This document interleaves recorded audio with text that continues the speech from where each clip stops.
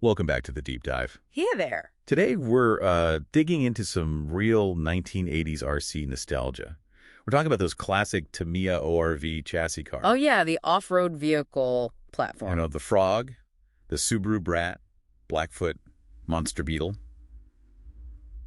Visually, that ABS space frame was something else. Totally groundbreaking look. But let's be real, they weren't exactly tanks, were they? Ha, not even close. They look cool, but yeah, definitely had some weak spots. Which is exactly why that whole aftermarket scene, the hop-up parts, just exploded. People needed ways to make them, well, survive. And that brings us to our focus today. One specific, you might even say legendary, vintage part. The CRP number 3042 Nerf Wings. Ah, yes, CRP, custom racing products. What's really interesting and kind of the core of our dive today is how this old part becomes even more important when you try to run these classics with, modern electric. It's a fascinating link. So yeah, our mission is to look at what this part did back then, its design, its job. And then explore that surprising connection it has with today's battery tech. Exactly. We want to show you how this one piece can really help turn a fragile classic into something you can actually run, a reliable, powerful machine. Okay, so CRP 3042 Nerf Wings, a classic hop-up. Tell us a bit about its origins. Right, so custom racing products, big name back then. Their 87 catalog lists it plain as day, Nerf Wings Frog BRAT. And the material was key, right? Not just more ABS plastic. Absolutely not. It was made from Kydex. That's a high-impact thermoplastic. Okay. Super tough stuff. Kydex, okay. Yeah, much, much better than the stock ABS resin, which, could get brittle and just crack. Kydex gave it flexibility, serious impact resistance. So super tough.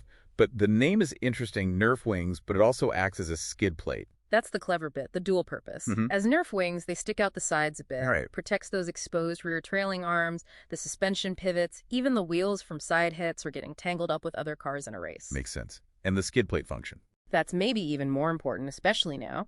It forms this solid plate right under the chassis, protecting the battery pack. Rocks, debris, hard landings after a jump. It shields the battery. And it mounted. How? Directly to the chassis. It actually bolted onto the removable battery door. You had to drill 4 holes in that door. Ah, okay. So it reinforced the door itself, too. Exactly.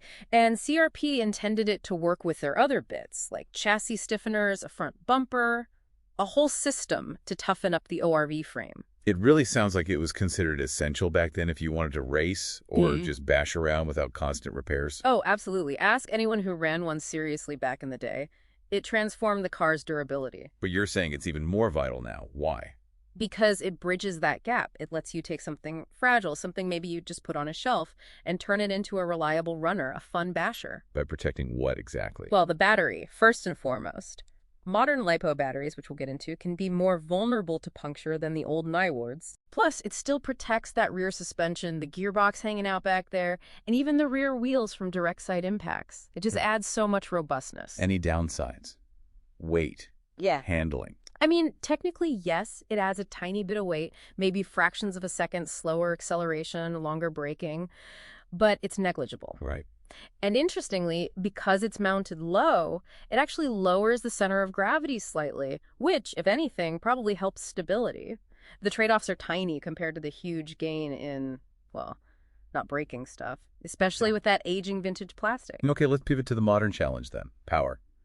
The biggest headache, right? Fitting modern batteries. Huge headache. Yeah, the original ORV battery compartment was designed specifically for those old, rounded, 6-cell Nysted stick packs. Right, I remember those. Dimensions were roughly, 136 millimeters long, maybe 49 millimeter wide, 25 millimeter high. Totally different from today's rectangular LiPo or hardcase packs. So what are the options if you want to power one today? Well, you've still got an MH nickel metal hydride. They're tough, pretty safe, good capacity these days, like 5,000 millina.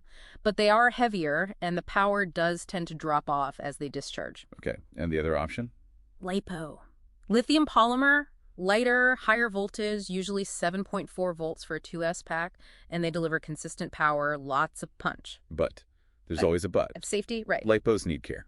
Absolutely critical. If you run LiPo, you must use an electronic speed controller, an ESC, that has a low voltage cutoff feature, LVC. Why is that so important? LVC stops you from running the battery down too far. Over-discharging a LiPo permanently damages it, reduces its life, and crucially increases the risk of it puffing up or even catching fire. It's not optional. Got it. LVC is mandatory for LiPo. And another huge point, often overlooked, connectors. Those old white Tamiya connectors. They are a massive bottleneck and, frankly, a hazard with modern power. Really? How so? They just weren't designed for the high current that modern motors and LiPo batteries can pull. They have high resistance, they get hot, they can melt, lose connection. Or worse. Or worse, yeah. Potential fire risk. Upgrading to proper high current connectors like Dean's T-plugs or XT60s isn't just recommended, it's pretty much non-negotiable for safety and performance if you're using LiPo, or even high-draw brushed motors. It should be the first electrical thing you change. Okay, so this really ties it all together. The CRP Nerf Wings. Yeah.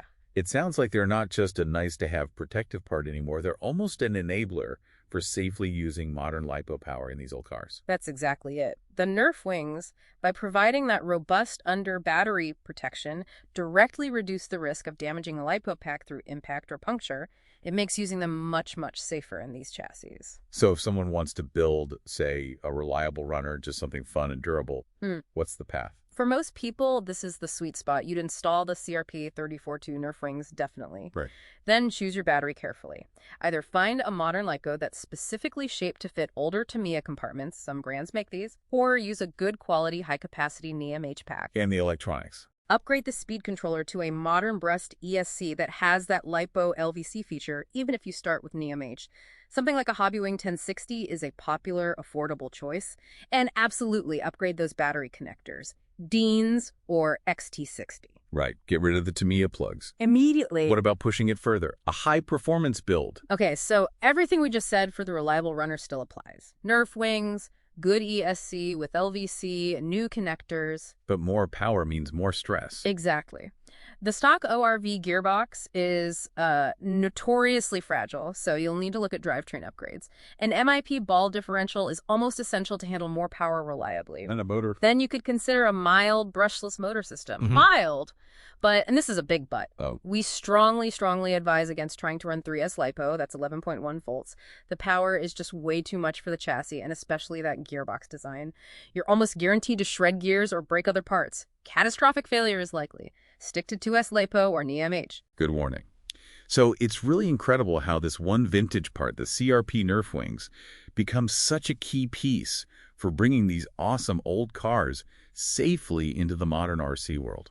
It really is. It's not just about nostalgia. It's about practical integration. This whole process, taking vintage tech like these RC cars and carefully adapting them for modern standards, modern power. It makes you think, doesn't it? Yeah, it really shines a light on the kind of thinking, the innovation, the careful steps needed to preserve and upgrade other aging systems we rely on.